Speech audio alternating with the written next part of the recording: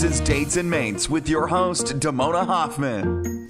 Hello, lovers. Welcome to Dates and Mates, where we make modern love simple for you. We are so excited to be back here in studio after last week's special episode, and I'm so glad to be sitting here next to my co-host, the CEO of the textpert app, Ray Christian. It's like the dog days of summer. It's hot. It's super hot. I mean, that's just because we're doing this show. We're so hot. But it is a little bit hot in Los Angeles and across the country. It's like humid here. I've been doing a little traveling. Which is weird for us. Yes, you have. Yeah. How's I'm the spreading great love state all, of Michigan? I went to Michigan. I went to Chicago. I'm going to Hawaii today. You're so middle America. I'm all across America. But yeah, I'm excited to be here in studio with you and to share what we have lined up for today's show. We are going to be talking about a really interesting woman's story of dating with a secret. We have an old-fashioned dating advice rule book that could impact your love life today, and a new study that shows that you might want to wait a little bit before you decide on that divorce. And of course, we have textpert questions for you in technically dating, like, what do you do when you fall for a serviceman and you won't see him until basically next never? And what to do when the side chick wants to let the girlfriend know that her man's been creeping. Those side chicks and I've their never desires. been the side chick, but we're going to advise the side chick today. And then we have a very hot dating ... at the end of the show. Producer Thomas is also on vacay, so we have producer Lauren in the house for the next two shows. Hello. Hello, how What's are up, you? Elle? Elle, I like that. I feel like 11 from Stranger Things. I was thinking Elle Woods, but okay. I will take that too, because Reese Witherspoon is everything. I was going to say, I didn't know if my reference went too far back for you. Good Stranger Things reference, though. One of my favorite shows and a good soundtrack to do So work great. So great. Season 2 is out in like 2 months, and I can't wait. Oh my gosh, that's a long time to wait, girlfriend. I know. I'm holding it together, though. Well, hold it together for the dating dish, because it's time. Dee's dating dish. Usually I don't report on the personal dating stories that you see like in the magazines. But this week, Glamour.com had a story about a woman who's dating with a big secret. She's dating while pregnant. So what happened to her is she had been sort of hot and not with this guy who they'd been together about a year. And she found out she was pregnant, and 5 weeks into her pregnancy, which is basically as soon as you can find out that you're pregnant, he was like, yeah, no, not into this. So she did what any red-blooded American woman would do and decided to just start dating while she was pregnant. And she said, while she admittedly had a flat stomach still. So she started swiping on Tinder and going out on dates with these guys, but she did not always disclose. She did not really ever disclose that she was actually pregnant while dating. There was actually a show. Did you ever see that Pregnant and Dating show? Mm-mm. It was real weird. But yeah. Like they were showing and dating? Yeah. Yes. Totally pregnant and dating. But it made me really wonder, is there something wrong in being pregnant and dating, and is it okay if you tell the person you're dating up front? Because it's not like that's going to be part of your profile. And she's not showing yet, so she doesn't have the baby pics. I don't know. Is this a no-no, or should she be able to experience love too? Just because she's pregnant doesn't mean she's dead. I agree. She should be able to date even if she is pregnant. And her being pregnant is really none of his business, or whoever the guy is that she's going on a date with that night. It's probably one of those things where, just like a lot of things, certain disclosures should probably happen between dates like, 4 and 10. But up until that point, it's none of his business. Really? You think it's not his business if he's thinking he's going on a date with someone that might have a future potential? I guess it is Tinder, so let's lower expectations. But you never know. Maybe he's really looking for love. That could be a big disappointment for him if he really falls for her, but then he's not ready to be a dad. True. I mean, but there are other fairly uncomfortable disclosures that shouldn't happen on a first date or a second perhaps, like maybe an STD or issue with work or sickness. Like Here's an first dates interesting don't one. deserve that. Here's an interesting one. So I watched last week premiered. That was a bad sentence. Let me try that again. On Lifetime last week, they premiered the show Date Night Live with my friend Paul Carrick Brunson and some other people. Other Ray. And My boy Other Ray. Tonight, Cousin Ray is going to be on it. Other Ray. Who I always text you thinking I'm talking to him. I fixed that, though. I put pictures on your profiles. We have the same complexion, so I get it. He's a little more tan. But anyways, so Date Night Live, they take couples and they broadcast live the very first date, and so they switch and go back and forth between 7 different dates all across the country that are happening live, and then Paul and the hosts do commentary on the dates as they're happening. And there was one date where a guy was in a relationship, but his girlfriend wanted an open relationship, so he was dating other people, but it sounded like he didn't really want to be dating other people.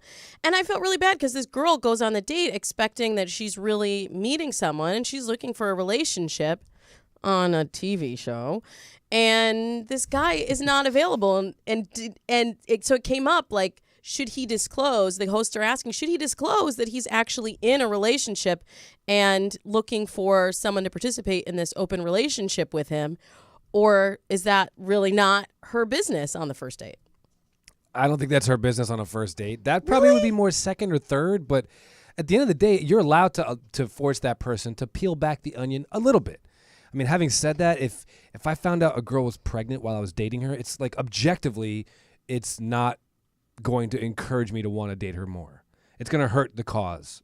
So I'd probably want to know that within the first 5 dates. But if she didn't tell me in the first 2, like, who am I? I'm some schlub. I don't deserve to know every little detail of her life in the first date or 2. It's kind of a big detail, though.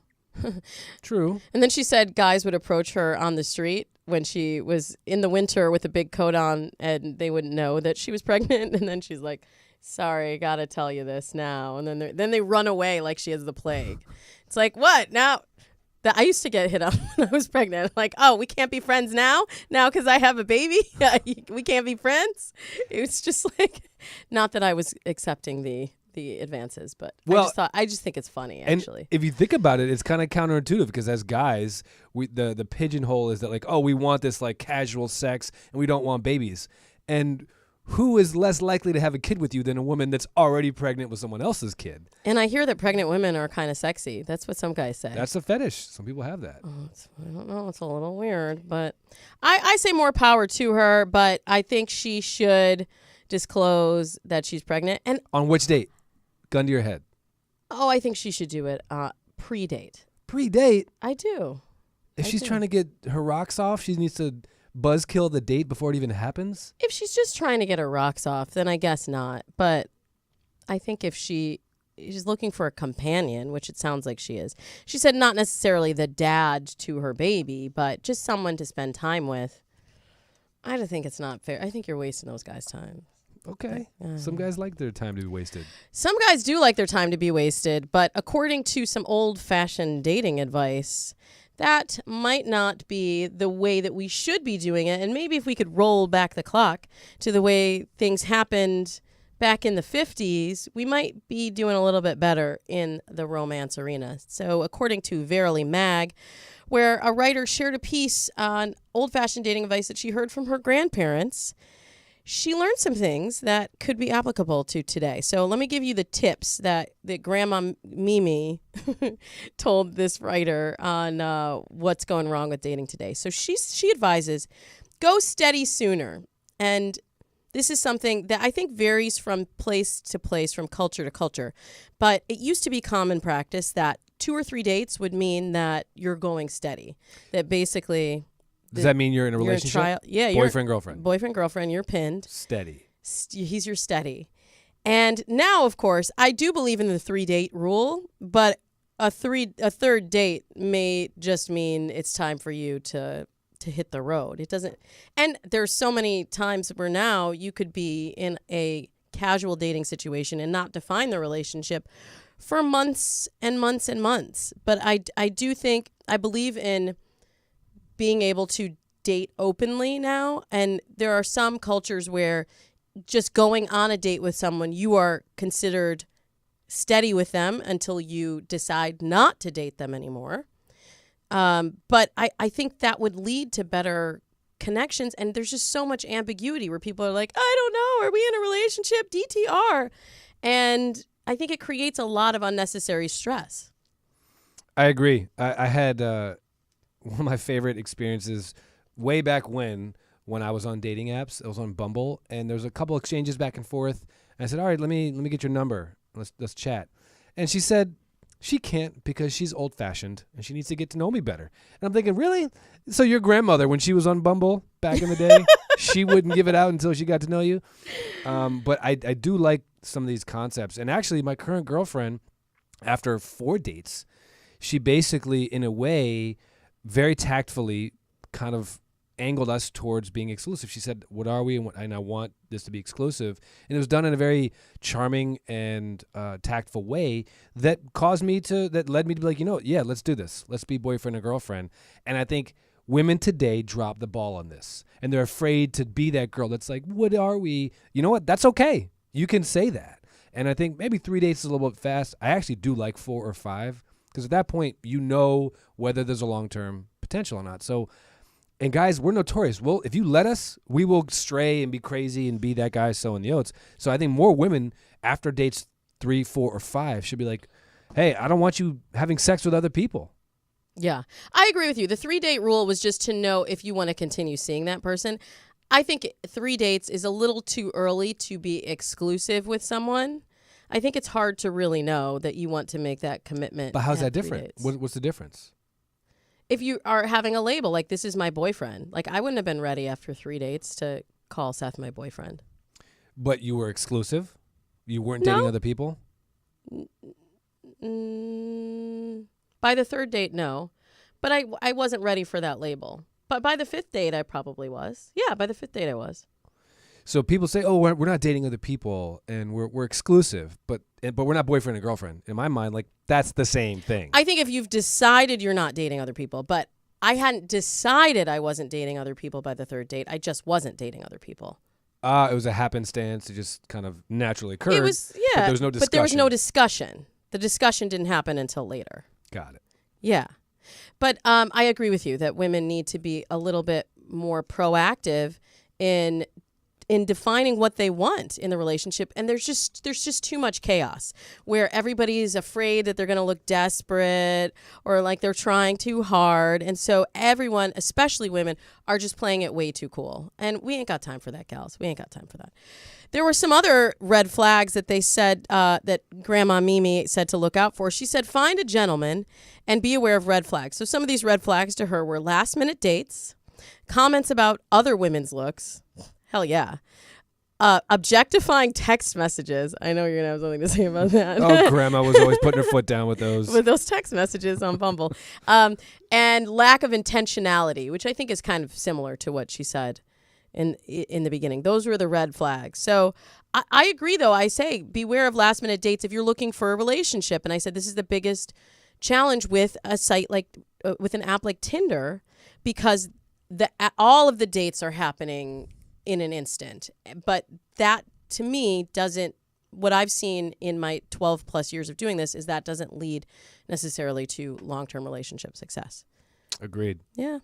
And she said date in a community, which that is very different, I think. Well, it's like the group dating thing. That was how you get to know someone. You didn't have a solo date until you knew them better. And I think that's the one that I'm like, Grandma, that one's really super hard to do. I just don't believe in it anymore. But she said you want to integrate your friend circle into the partnership earlier on. And I do agree with that you want to get to know the friends, within the first month or two. Like I had a client that had been dating someone for 6 months and she'd never met any of his friends. And she's like, what is this? Like, are you ashamed of me? Is it not going somewhere in your mind? Because that is kind of a long time to not be a part of someone's social circle. I think the concept of like replicating the high school / college experience of like you're all out together with a bunch of friends is actually just a way more judicious approach, because you can then see amongst other women or other guys, I'm still very attracted to that person. It's easy to be attracted to someone when they're the only person that's sitting in front of you on a solo date. The problem is, what if you move to a new city and it's just coordinating a bunch of friends? It can be very difficult. But if you can pull it off, it probably is a little bit better. I just don't think we live our lives in that way anymore. But I'm glad that Grandma believes in it. Well, Ray, I also read an interesting article in the Huffington Post. Our last story for today is about divorce. And they looked at people contemplating divorce. They split them up into 3 different categories. So there were the soft, the serious, and the conflicted. Soft being like, I could get divorced. I don't really know. Serious is like, this mofo has got to go. And conflicted, they had some other element like addiction or cheating, something that had interfered with a previous bond that they were conflicted about dealing with. And they found that most of the people, over 90%, stayed together. They looked at them over 6 months. They stayed together even though they were contemplating divorce. But the group that was most challenged in this, and it was the smallest of the group, but the group that was most challenged were the conflicted ones. Like if you do have addiction or abuse or one of these larger issues, those were really hard to overcome. But I did find it comforting to know that if you stay in the relationship longer, even though you're contemplating divorce, if you recommit to your relationship over those 6 months, your mind might change. And I see now there's too many people that they're just ready to run at the first sign of trouble. And the mark of a great relationship and the mark of growing in your relationship is being able to look at things that are not ideal and find ways to improve them and find satisfaction. Or they just stayed in the relationship and they were miserable. One or the other. I was a little confused at how conflicted and serious was, like, those 2 categories were different, because I thought serious could have those same, like the serious category could also have issues with cheating and addiction. By the way, I like the Question of Love couple where the one guy is dealing with the gambling addiction, and he's like struggling with admitting it, and he cries when he admits that he's an addict, and she calls him an addict. It was a poignant scene. Yeah, it was pretty cool. Thank you. And I think this goes to one of my pet peeves, which is the people that subscribe to the best defense is a good offense. Like when the going gets tough, run away first before that person gets a chance to hurt you. And that it boils my blood, and it's spineless, and it really troubles me. And it's kind of a little bit of an insight into that person. It doesn't mean they're always going to be like that, but it's a pretty bad look. Mm-hmm. Like, take some time. And even that's like the macro, like a year, 2, 5-year long relationship. But even in the micro, if you want to send a nasty email, wait a day, wait a week. And then do you still want to send it? Are you still kind of all huffy and puffy? Maybe not. So with everything, with every potentially irreversible decision, like sending an email or divorcing someone, when in doubt, just wait a little bit. I like that advice, Ray. There's so much more advice for you after this break, and you won't have to wait very long because we will be back right after these messages. And by the way, if you love Dates and Mates, don't forget to subscribe, because that way you will get our episodes the minute they post before everybody else. You will be a VIP if you subscribe to our show on iTunes. So subscribe, stick around, and we'll be back with Technically Dating right after this. Let me ask you a question. Are you getting enough? I bet you'd love more, right? Well, adamandeve.com wants to give you more with 10 free gifts. First, you'll get a sexy surprise for her. Second, a specially selected toy for him. And third, a little something we know you'll both enjoy. Plus, you'll get 6 full-length adult movies on DVD. And number 10, free shipping on your entire order. So what do you have to do to get your 10 free gifts? It's not hard. Just go to adamandeve.com and select any one item. It could be an adventurous new toy, sexy piece of lingerie, or anything you desire. Just enter offer code GIFT18 at checkout, and you'll get all 10 free gifts. Go check out adamandeve.com today. Select one item and get 10 free gifts, including free shipping, when you enter offer code GIFT18. That's GIFT18 at adamandeve.com. Welcome back to Dates and Mates. We are keeping it hot and heavy over here with Technically Dating. We have questions that have been posted on the textpert app. This is Ray is the CEO of the textpert app. And we have all this crowdsourced advice that people are giving and getting. And then we take the best of the best in here to talk about on Technically Dating. Technically Dating. Damona, we pulled out the peace pipe inside the teepee, and we went on a vision quest for the best textpert questions. Things got weird, but we got some good ones. So let's dive in. We have... I'm still thinking about the peace pipe. And okay. It doesn't pair well with the hot and heavy, but let's go. So we have a question from a young dame. She says, I've been with this guy for 8 months, and I love him with all my heart. But he went away with the Army, and when he's up there, it's like I don't even know him, and I feel less love for him because of how he treats me. When he gets time off, he comes and sees me, and is perfect. But I feel so ignored when he's gone. What should I do? This is super tricky because you want to support your partner in their professional endeavors, and this is the career path that he's chosen right now. So he has a job in the Army, and that prevents him from being as available to you as you would like him to be. So you, my dear, have a decision to make whether this is the kind of relationship that you can be in, because we don't know. I mean, he could have signed up for a few years. He could plan to renew, and this could be his career path for the next 20 years. And are you going to be an Army wife traveling from base to base, or is this a relationship structure that is untenable for you? And that's what you really have to figure out, because I think you feeling less love has to deal with that's something that you have to deal with yourself, right? And your expectations of him have to be reasonable within the constraints of the job that he has. So I don't know. I think that maybe this relationship either just started too soon before, like, they don't have that foundation. I think she could ask for some more communication while he's gone, or the kind of way that makes her feel more connected to him. Like, could we Skype, or could you send me these, video text messages? I don't know what the parameters are of his job. He might be somewhere where he doesn't have that kind of ability to communicate. Like my nephew is in the Air Force, and he doesn't have a lot of time to be able to communicate, and a lot of times what he's doing, he's in classified locations. He can't even talk. So she has to be understanding of that and decide if this relationship is really one that she wants to continue to invest in. That kind of hits it. It's funny. I always thought that you could never criticize military or troops publicly without just being crucified. And then I saw Trump somehow pull it off, calling out McCain and then like bombing on our generals. This is during the race, and he still won, which just shocks me. But not to get political, or you can't really. It's very difficult to criticize military in any construct because of what the sacrifices they do make. And I think in this scenario, it holds true. Like, look, you want to text back, you want to call, you want to Skype. Guess what? He's trying not to die.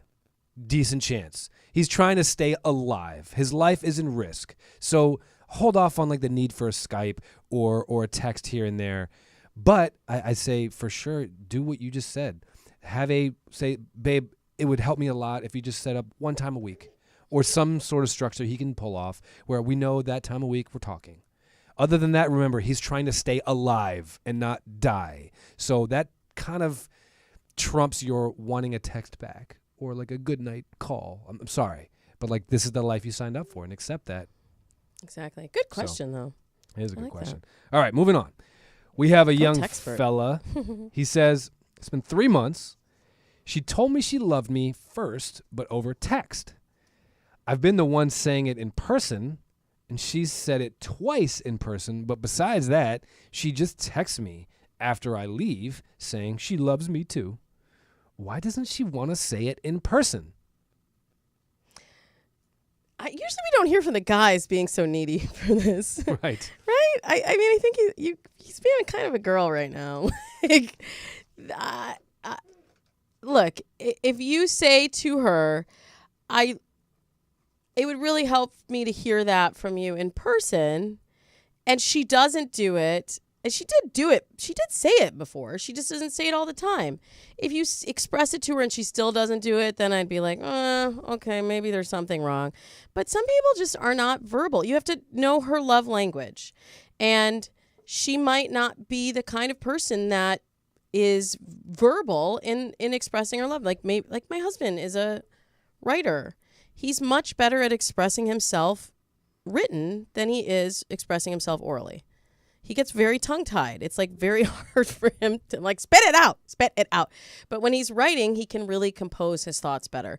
And maybe she's just that kind of person, or maybe it's just she's just a little embarrassed to say it still.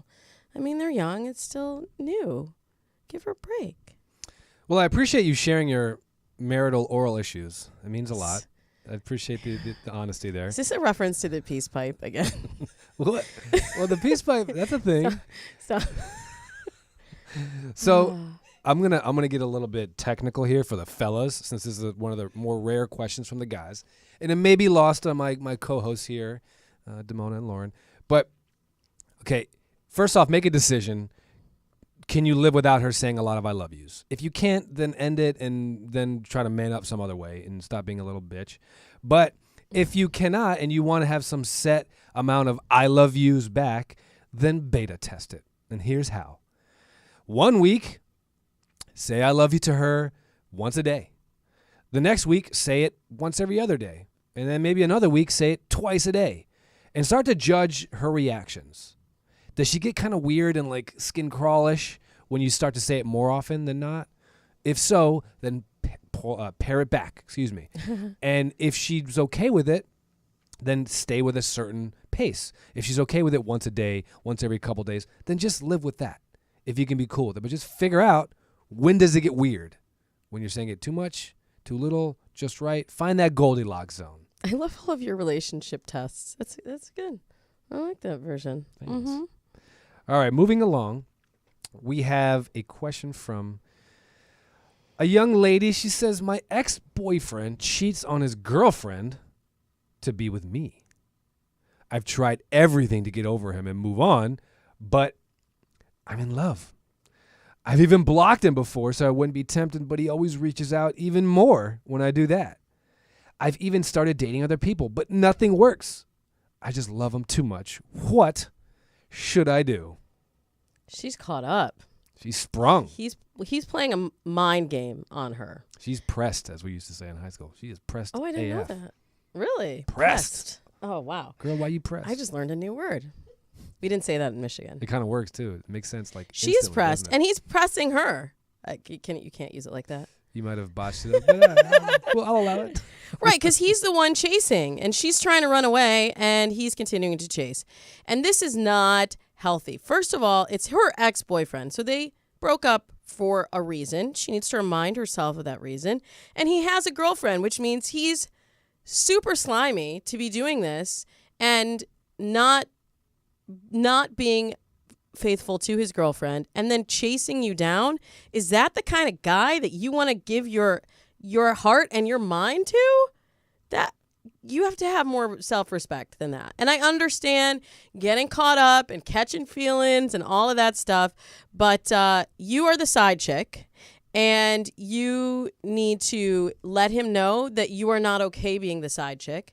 And this is where you got to put your foot down. And you say, this we can't do this anymore. I blocked you. So if things aren't working out with your girlfriend, then you need to deal with that. But until that time, there's a wall here and you're not crossing it. If you can be cool with being the side piece, then just live with that. Some women are cool with just being the mac and cheese or the mashed potatoes or the mixed vegetables. No. You're not the main chicken. You're the Nobody wants to be the mashed potatoes. I assure you. Even if they're very buttery and salty. I'm getting kind of hungry. Sometimes they get too salty. So my issue is, this is on you, little lady, because look, yeah, he's scummy and he's trying to bone you as he has a girlfriend, but guess what? Once you know he's a snake, that's your fault for going back to that snake. And the whole thing of like, fool me once, shame on you. Fool me once, shame on me. That applies here. Or Twice. Fool me twice. Don't fool me again. Shame on us both, okay? I can't believe I botched that, just like George Bush. So here's the thing. She says, I blocked him. You know what that sounds to me like? But he comes even harder or reaches out even more. That means it's a lazy block. To be like, I blocked him. So you're like, you say your side of the street's clean and you can claim that to other friends. Guess what? You can block him on like one avenue, but if you leave others open, he's going to keep coming. If you want to block someone and really get them out of your life, you have to block them on the phone, on Instagram, on Facebook, on email, everywhere. Yeah, and tell him, I am blocking you. Like, tell him that, like, stop contacting me. Because she's kind of leaving the door open, and then it's like he's coming in through the window. Right. No, tell him, like, I'm shutting the whole situation down and get out.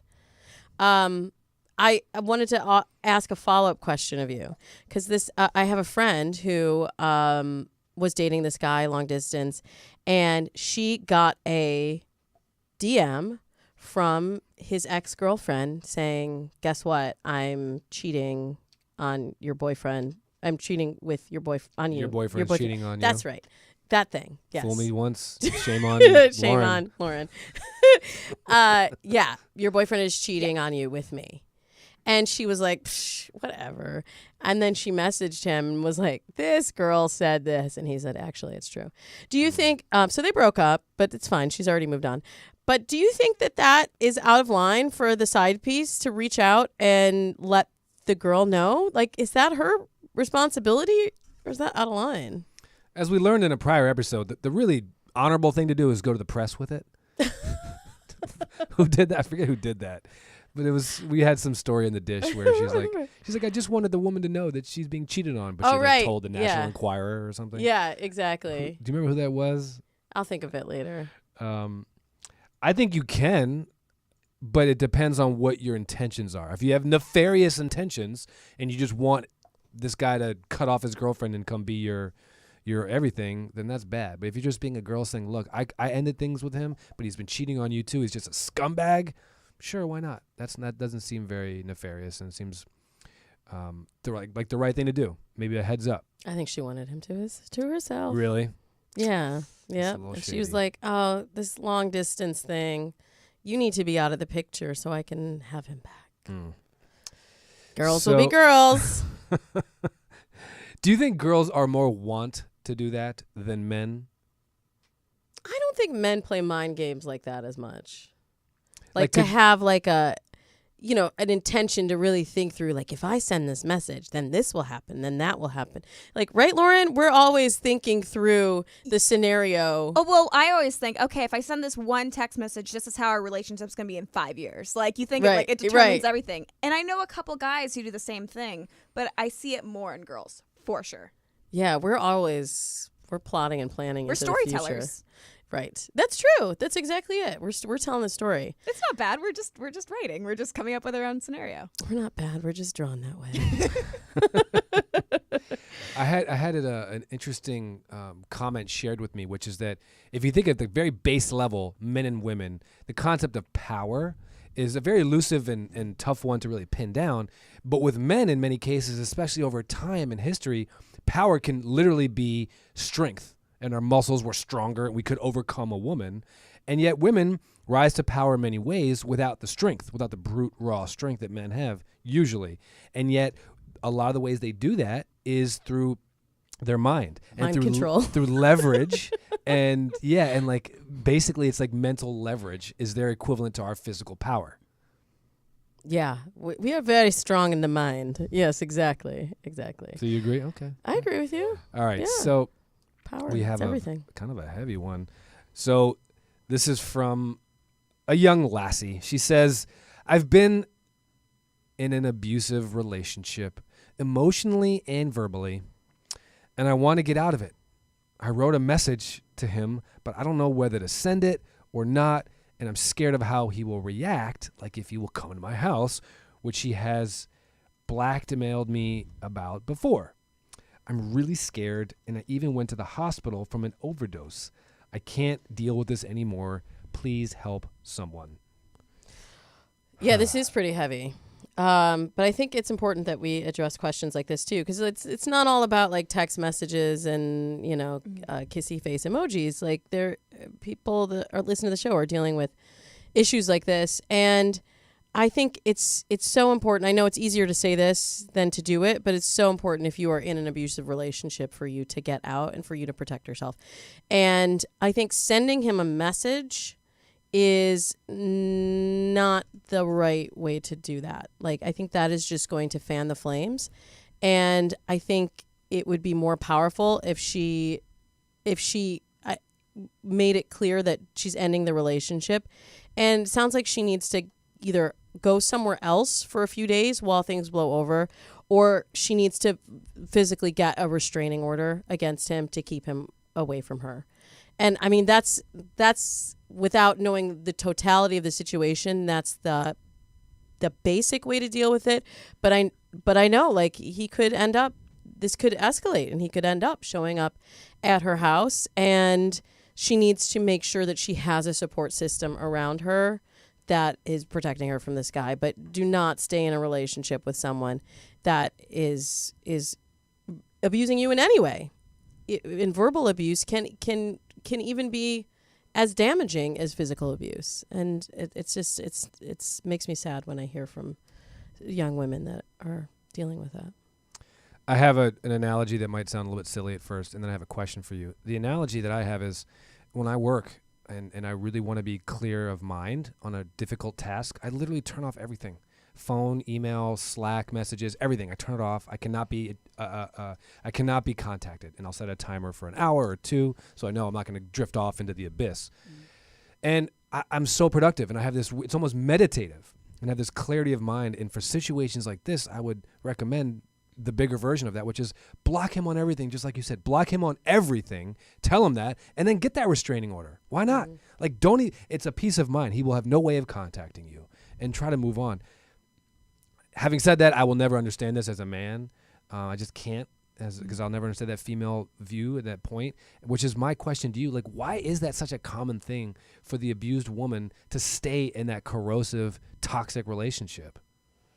Well, for many women, it's more complicated than just leaving. Like, you have a life entwined with this person. I'm not sure that this is the situation here, but like, I can understand as a mother, if you have children with a man, even if he's abusing you, and you, like, maybe you've given up your career, and this man is your only way of that you see of thriving and supporting your family.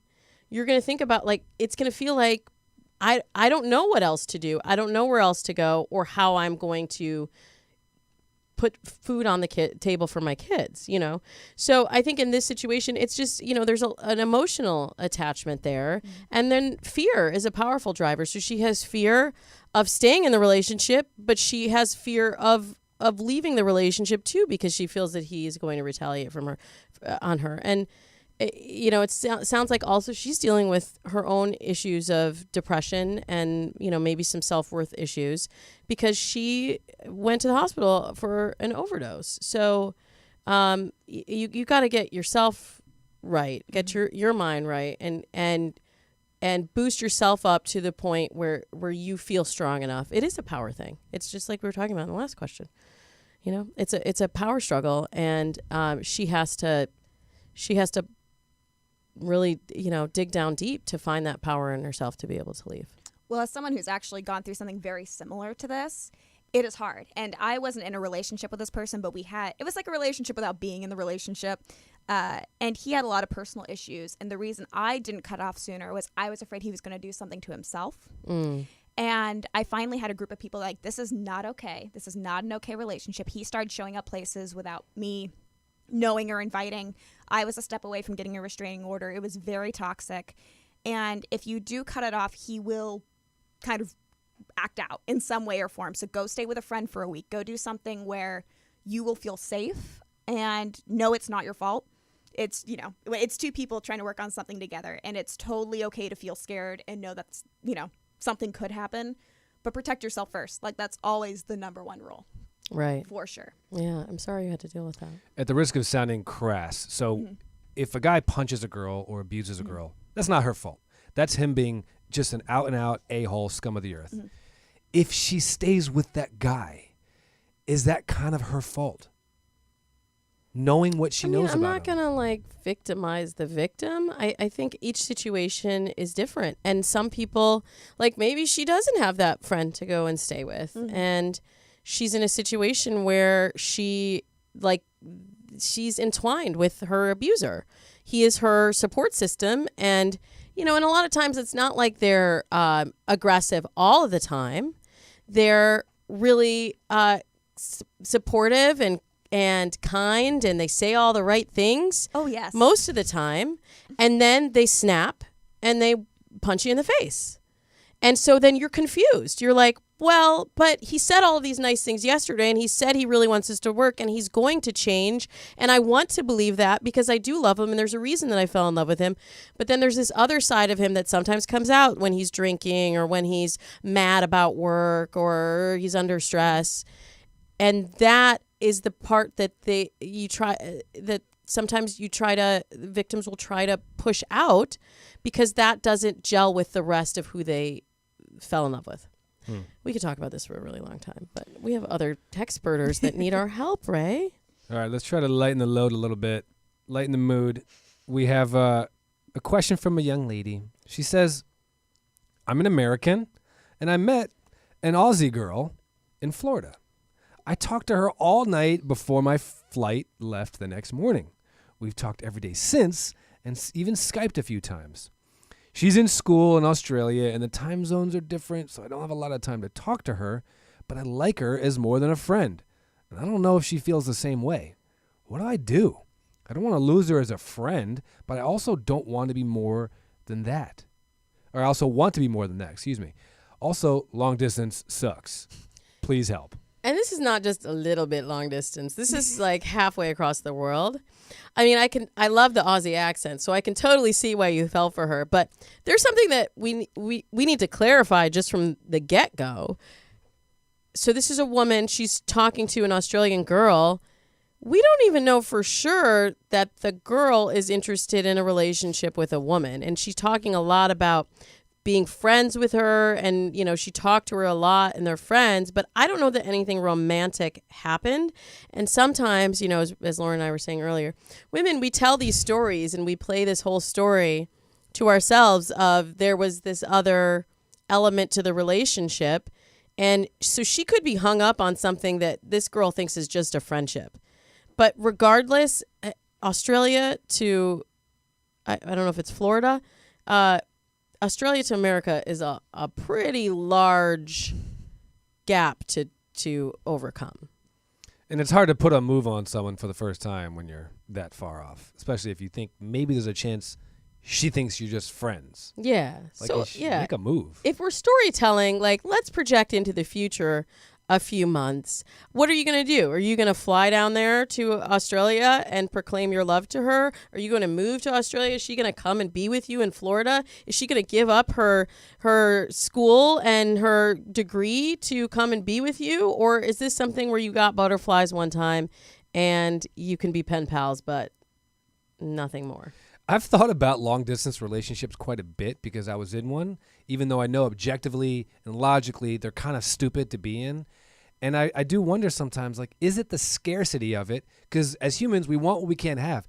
And this Australian girl, she's a scarce resource. She's leaving. She's in town for one night, and then she's leaving. Like, that's kind of hot. Aussie accent. She's cute. Exactly. So is that kind of putting rose-colored glasses on this situation for her? And exactly. I think either way, you hit the crux of it, which is like, no, move on. It's long distance. You're not even sure if there's romantic interest, and there's no potential for like moving together or living in the same city. I'm sorry. It's time to move on. Mm-hmm. Can we move on to one more question? Do we have time, producer Lauren? Yeah, we can do one more. Okay, we'll do one more question, and then stick around. We have dating ...